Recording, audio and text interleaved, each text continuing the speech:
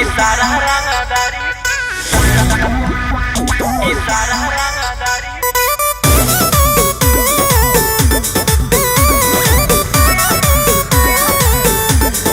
Vicky Vox.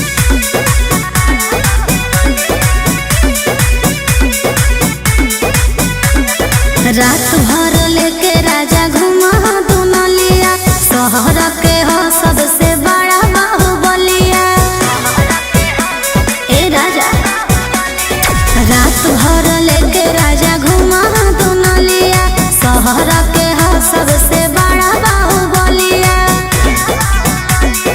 लाखों करोड़ों के करोड़ हदिल बाकी में हर के लाके न देहा उठलिया।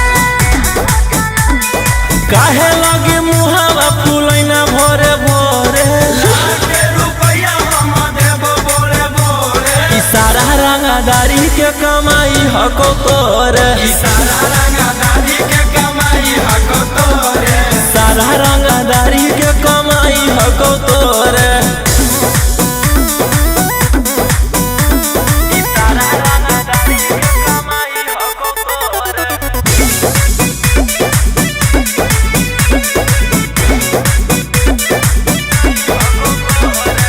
झूठो बनेला खाली मालिक राजा बावन बिगहा खेत के। सारा सोनार के सोना हो तोरे रहो चाहे जौना रे टके ए हो जदिया बहरी न लाई बापाया लगा जी राजा करो बने साफ गई फला जी। गलावा के हार गढ़ाई नो जोले जोरे काहे लागी जान होई गेना लोरे झोरे इशारा रंगदारी के कमाई हको तोरे इशारा रंगदारी के कमाई हको तोरे सारा रंगदारी के कमाई हको तोरे इशारा रंगदारी के कमाई हको तोरे इशारा रंगदारी के कमाई हको तोरे